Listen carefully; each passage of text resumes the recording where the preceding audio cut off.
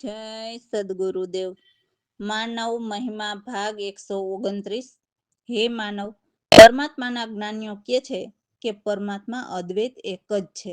કે નથી પુરુષ, કે નથી સ્ત્રી, કે નથી નાન્યંતર, કારણ કે તે વિદેહી જ છે. પણ આ ત્રિલોકીનાથ સોહમ પુરુષની રચના સ્ત્રી પુરુષની રચના છે. જે પરમાત્માના વિજ્ઞાનની નકલ કરી છે, તો પરમાત્માનું વિજ્ઞાન શબ્દ અને સુરતાનું વિજ્ઞાન છે. અને તેની નકલ સોહમ પુરુષની મૂળ શબ્દ અને સુરતાને ભૂલવાડવાનો સોહમ પુરુષે પોતે ખેલ રચ્યો છે. એટલે પરમાત્માના જ્ઞાનીઓ કહે છે કે આ ત્રિલોકીનાથ સોહમ પુરુષે ખેલ ખોટો રચ્યો છે. પછી જો કે આંધળા ગુરુઓ સોહમ મંત્ર જીવને આ દેવોના લોકમાંથી મુક્ત થવાના આપે છે, તો ખરેખર તેવા ગુરુઓ આંધળા જ હોય છે. અને જેને નિરખ પરખ હોય છે તે કહે છે કે સોહમ શબ્દથી જ મંત્રની શરૂઆત થઈ છે. પણ તે તો જેના સદગુરુએ સોહમ પુરુષ જે ત્રિલોકીનાથ છે, જે દેહધારી અવતારીનું ઘર છે, તે સોહમ ઘરને તેના ગુરુએ નેત્રથી નિરખાવેલ હોય છે. એટલે જે આ નર નારી કહો, કે શુક્લ પક્ષ અને કૃષ્ણ પક્ષ કહો, કે ઓહમ સોહમ કહો, કે શિવ અને શક્તિ કહો, તો તે વસ્તુ એક જ, પણ નામ જુદા જુદા. તો જે સાચા ગુરુઓ હોય છે તે નજર સમક્ષ બતાવે પણ છે ને, પછી તેમાં શંકાની વાત જ નથી આવતી ને. એટલે પરમાત્માના સત્ય જ્ઞાનીઓ ઓહમ અને સોહમને અજપા જાપ કહે છે. અને ત્યાં સુધી કહે છે કે જાપ અજપા તે તારા મૂળ ઘરના નથી. એટલે અજપા જાપ જપવાથી આ દેવોના લોકમાંથી હે જીવ તું મુક્ત નહીં થઈ શકે. કારણ કે તે જાપ જ શિવ શક્તિ કહો, કે ઓહમ સોહમ કહો તેના છે. અને તે ત્રીજા લોકમાં જન્મ મરણમાં રોકવાના છે. અને ભાઈ, આ તો નજરે બતાવીને પરમાત્માના જ્ઞાનીઓ માનવનો વહેમ કાઢે છે. પછી તો ઘણા આંધળા ગુરુઓ 5 નામ આપે છે અને અજ્ઞાની જીવ માની પણ જાય છે. પણ વાલા, અનામી પરમાત્મા એક, અને તેને ભજવાના અનેક નામ હોય જ નહીં. સંતો કહે છે કે શબ્દ સે શબ્દ ભયા. એટલે બીજી રીતે કહીએ તો પરમાત્માથી નામની ઉત્પત્તિ થઈ. તો હે મારા ભાઈ, તે નામ મોક્ષદાયક છે. અને તે બધું પરમાત્માના જ્ઞાનીઓ પહેલા નિર્ણય નિરખાવી અને પછી નામને સુરતામાં મિલાવવાનું કહે છે. તો તે ભજન દેહધારી દેવોના લોકમાંથી મુક્ત થવાનું છે. અને પરમાત્માના સત્ય જ્ઞાનીઓ આ નજરે નિરખાવે છે, તો તેમાં શંકાની વાત જ નથી. પણ જરૂર પરમાત્માના જ્ઞાનીઓ જે હોય છે તે સાચું જ્ઞાન આપ્યા પછી જીવની પરીક્ષા લે છે કે આ માટલું પાકશે કે કાચું રહેશે. એટલે હે માનવ, પૂરા જ્ઞાનીઓ હોય છે તે ટકોરો મારીને આ જલતા જગતમાંથી જન્મ મરણમાંથી બહાર કાઢે છે. અને જે જીવ કાચો હોય તો તેવા ઘડામાં અમૃત વર્ષા રહેતી નથી. અને અમૃત વર્ષાનો ઘડો ભરાય નહીં તો જીવ આ દેવલોકમાંથી મુક્ત થતો નથી. એટલે હે માનવ, આ આખી બાજી જ જ્ઞાની સદગુરુના હાથમાં છે. અને હે જીવ, તારું જન્મ મરણ બંધ કરાવવું તે પરમાત્માના જ્ઞાની સિવાય ખુદ પરમાત્મા પણ કરાવી શકે નહીં. મનન કરો. રામ ભરોસે. તો આ વાણીમાં કહે છે કે સદગુરુ સાહેબ, હવે મને ચેતાવો. હે પ્રવીણરામ, મારા પર દયા કરો અને આ ભવસાગરથી ચેતાવો. આજ સુધી આ સંસારી જગતની ઝાડમાં બટાઈ ગયો છું, તો હવે એમાંથી છોડાવો અને હું તમારા જ્ઞાનમાં બટાઈ જાઉં એવો એક જ છે, કે જે એક જ છે એમાં સમાઈ જાઉં. 8 કોટડીને 9 દરવાજા. એટલે 8 તત્વ જે નાભીએ છે અને 9 દરવાજા સોહમ સુધીના છે એ અનાત્મ છે. એ જાણ સદગુરુ સુજાણ મળ્યા તો એમની કૃપા થઈ. અને જે આત્મા છે એ તો પરમાત્માના ઘરનો છે, સોહમ ઘરનો નથી. એ સત્ય સમજાયું. હે પ્રભુ, હું કેમ બટાવું એ સંભળાવો અને મને કહો કે હું તમારા જ્ઞાનમાં કેવી રીતે આગળ વધું. હું આપના દ્વારે આવ્યો છું, તો મને તમારા જ્ઞાન સાંભળતા જાણે ઉપરથી હુકમ આવ્યો એવું લાગતા તો હવે મને એમ થાય છે કે હું તમારો શબ્દ તાર હવે ક્યારેય નહીં છોડું. એટલે હે સદગુરુ સાહેબ, તમે મારી સુરતા ચલાવજો, તાર નહીં તૂટવા દેતા. તો સદગુરુ પ્રવીણ રામદાસલાલને કહે છે કે તમે સાંભળો, તમે સદગુરુનો હાથ પકડો છે તો એ નહીં છૂટે, પણ તમારા જોર પણ મારા પર નહીં ચાલે. પણ હા, એ જરૂર કે તમને જે સુરતા ભજન શીખવું અને એ ભજનથી 5-25 ને ત્યાગા એ ઉગવા નહીં, આશા નહીં રહે. પણ આપણે જ સદગુરુનું શરણું છોડી દઈએ તો શું થાય? સદગુરુ છૂટી જાય અને 5-25ની પ્રકૃતિ પણ વધી જાય. એટલે તો સદગુરુ સાંગોપાંગ રહેવાનું કહે છે. પણ સદગુરુ કહે છે કે તમે મારો હાથ પકડો છે તો 5-25ની આશ નહીં રહે. તો દાસ કહે છે કે એવા સંતના સંગે સાંગોપાંગ રહીને હું નિર્ભયથી આ જગતમાં ખેલું. હવે મારે કોઈ ડર નથી, કેમ કે મારી સાથે મારા સદગુરુ જે પરમાત્મા સમાન છે. તો મારે કોનો ડર? સદગુરુ કૃપાથી હવે મારે કોઈ ધોખો નથી. મને સદગુરુ પ્રવીણરામ પૂરા જ્ઞાની મળ્યા, જેથી મને મારી સમજ આપી,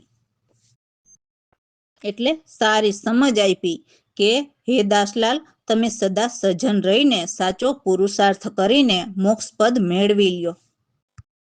જય સદગુરુદેવ. હવે તો ચેતાવો સદગુરુ પ્રવીણ રામ, બટાઈ જાવું એકલો.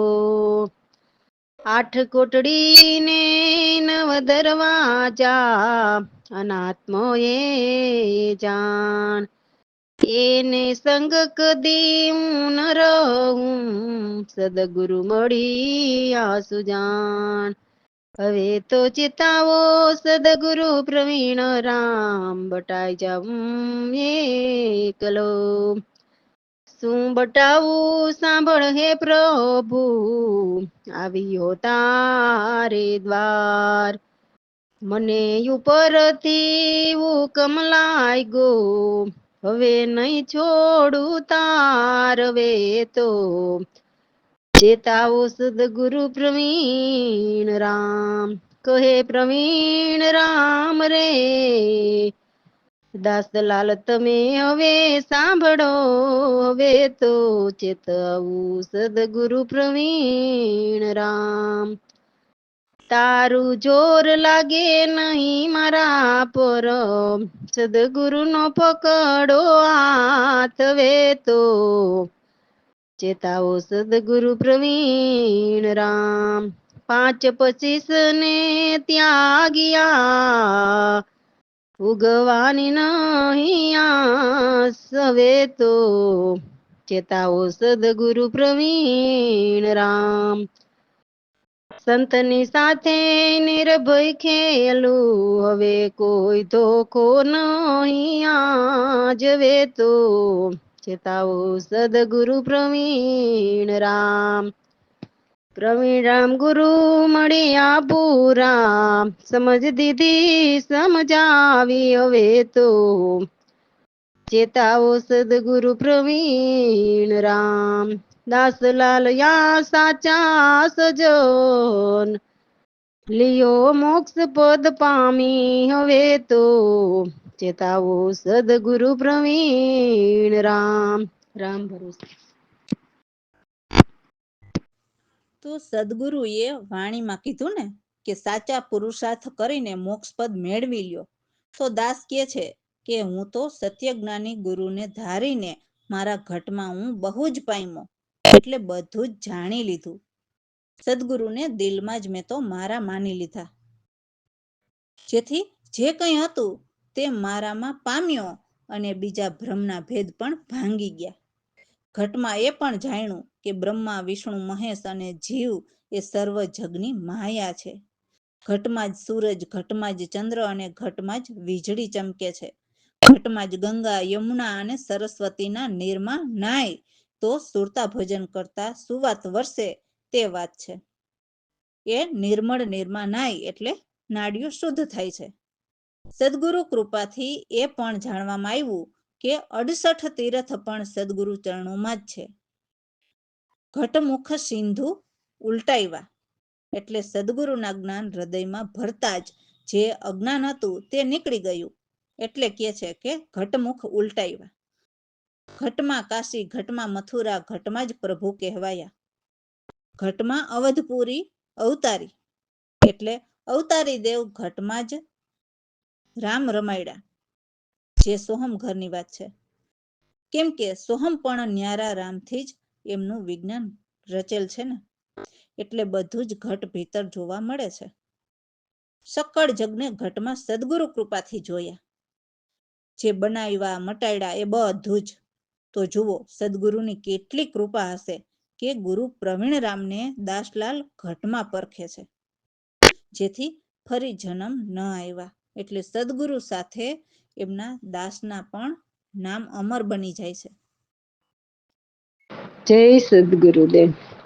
ઘટમાં સર્વ પામ્યો, ઘટમાં સર્વ પામ્યો, ઘટમાં સર્વ પામ્યો. સદગુરુ માયડા શબ્દ સંભળાવ્યા, દિલમાં આપણા જણા, દિલમાં આપણા જણા, ઘટમાં સર્વ પામ્યો. જે કઈ હતું તે મુજમાં પામ્યો, બીજા ભેદ ભાંગા, બીજા ભેદ ભાંગા, ઘટમાં સર્વે પામ્યો. ઘટમાં બ્રહ્મા વિષ્ણુ મહેશ, ઘટમાં બ્રહ્મા વિષ્ણુ મહેશ, જીવ સૌ જગની માયા. ઘટમાં ચંદા, ઘટમાં સૂરજ, ઘટમાં વીજળી ચમકે જી, ઘટમાં વીજળી ચમકે જી, ઘટમાં સર્વ પામ્યો. ઘટમાં ગંગા, ઘટમાં યમુના, ઘટમાં સરસ્વતી નાય, ઘટમાં સરસ્વતી નાય, ઘટમાં 68 તીરથ જાણા, ઘટમુખ સિંધુ ઉલટાવ્યા જી, ઘટમુખ સિંધુ ઉલટાવ્યા જી, ઘટમાં સર્વ પામ્યો. ઘટમાં કાશી, ઘટમાં મથુરા, ઘટમાં પ્રભુ કેવાયા જી, ઘટમાં પ્રભુ કહેવાયા જી, ઘટમાં અવધપુરી અવતારી, ઘટમાં અવધપુરી અવતારી, ઘટમાં રામ રમાયડા જી. ઘટમાં સર્વ પામ્યો, ઘટમાં સર્વ પામ્યો, ઘટમાં સર્વ પામ્યો. સકળ જગને ઘટમાં જોવું, મેં જ બનાવ્યા મટાડ્યા જી, મેં જ બનાવ્યા મટાડ્યા જી. પ્રવીણ રામને ઘટમાં પરખે દાસલાલ, ફરી જન્મ નહીં આવ્યા જી, ફરી જન્મ નહીં આવ્યા જી, ઘટમાં સર્વ પામ્યો. રામ ભરોસે. તો જે સદગુરુ શિષ્યના નામ પણ અમર બનાવે એવા સદગુરુના શરણે હું રહું છું. કેમ કે એના સિવાય આ જગતમાં મારું કોઈ નથી. મારા સદગુરુ પરમાત્માના ચિહ્ન દર્શન આ નૈનથી કરાવે છે, જેથી હર પલ નૈનથી અલખને હરું, એટલે ક્યારેય પણ ન ભૂલું. જેથી સદગુરુ પરમાત્મા મારા પાપ તાપને હરે, ધરતી ભેદ ગગને પણ છેદીને આર પાર ધરણી ધારણ, એટલે સારી સૃષ્ટિને એમના બળથી અડગ રાખનાર, શૂન્ય શિખર પર જેમના ગઢ છે ત્યાં અચલ આસનધારી છે, ત્યાં સદગુરુ આપણા આસન કરી આપે. પણ જે ભાવથી ભજે એમની વાત છે, તો પછી એમને મરણા રહેતા નથી.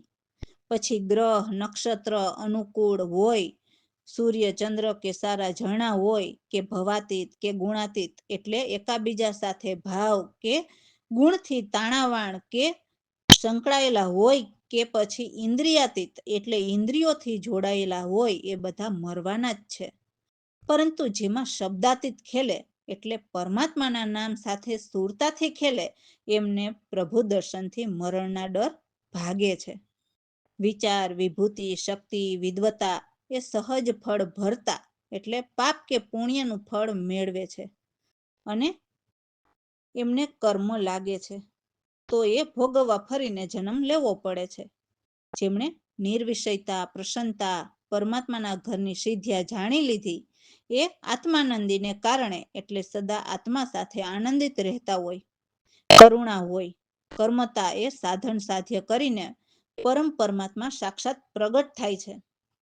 ભક્તિ, રક્ષણ, પોષણ, સંવર્ધન એટલે આ વિજ્ઞાન જ્ઞાનને એટલે પરમાત્મા સાથે જેમની સુરતા પરણે એ અલમસ્ત ઉચ્ચ શ્રેષ્ઠ પાવન જ્ઞાનના જે પરમાત્માના ઘરના ઝરણા એટલે સાચું તીર્થ શુદ્ધ બાળક કે તરુણ જોશના કારણે જ થઈ શકે. બાકી વૃદ્ધ ગંભીર ઋષિ જ્ઞાન તે સ્વર્ગ પામતા અને સંત મુનિઓ તો ભવતરતા એટલે ત્રણેય લોકથી પાર ચોથા લોક જે અમરાપરમાં પહોંચે એટલે ભવતરતા. પ્રવીણરામ અલમસ્તાન ફકીરી એટલે પ્રગટ બ્રહ્મને જાણનારા છે. જેમના શરણે દાસલાલ રહીને સદગુરુની જ્ઞાનવાણીમાં મનથી લય થાય છે. એટલે આ પણ પરમાત્માના ઘરની વાણી સમજ્યા. જય સદગુરુદેવ. હું તો એવા ગુરુને શરણે રહું, નૈના લખ લખાવું હર પલ, પાપ તાપને હરે. તરતે ભેદ ગગનને છેદે, અધર સધર આપે ધરણ ધારણ. હું તો એવા ગુરુને શરણે રહું, શૂન્ય શિખર ગઢયું પર આપણા, આસનય ચલ દિયે કરી. હું તો એવા ગુરુને શરણે રહું, ગ્રહ નક્ષત્ર અનુકૂળ હોય તે, સૂર્ય શશી શુભ ઝરણા. પાવાતીત હો, ગુણાતીત હો, ઇન્દ્રિયાતીત હો મોરણા. હું તો એવા ગુરુને શરણે રહું, શબ્દાતીત આપમાં ખેલે, દર્શન સફળતી ભયો રે. વિચાર, વિભૂતિ, શક્તિ, વિદ્વતા, સહજ હોય ફળ ભરતા.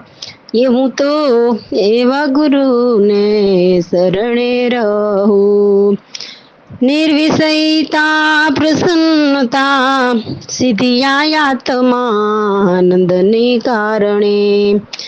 કરુણા કર્મઠતા, સાધન સાધ્ય પણ પરમ સાક્ષાત હોય પ્રગટ. હું તો એવા ગુરુને શરણે રહું, ભક્તિ, રક્ષણ, પોષણ, સંવર્ધન, સરળ સબળ થઈ પરણે. અલમસ્તી અને ઉચ્ચ શ્રેષ્ઠતા, પાવન જ્ઞાનના ઝરણા. હું તો એવા ગુરુને શરણે રહું, તીરથ સુચિતા, શિશુ સરળતા, તરુણ જોશના કારણે. વૃદ્ધ ગંભીર ઋષિ જ્ઞાન તે, સંત મુનિ ભવ તરુણા. હું તો એવા ગુરુને શરણે રહું, પ્રવીણ રામ યલો મસ્તાન ફકીર તે, બ્રહ્મવેતા બ્રહ્મ પ્રગટ. દાસલાલ પ્રવીણ રામના શરણે, મનવાણી લયો લોરણા. હું તો એવા ગુરુને શરણે રહું, હું તો એવા ગુરુને શરણે રહું. રામ ભરોસે.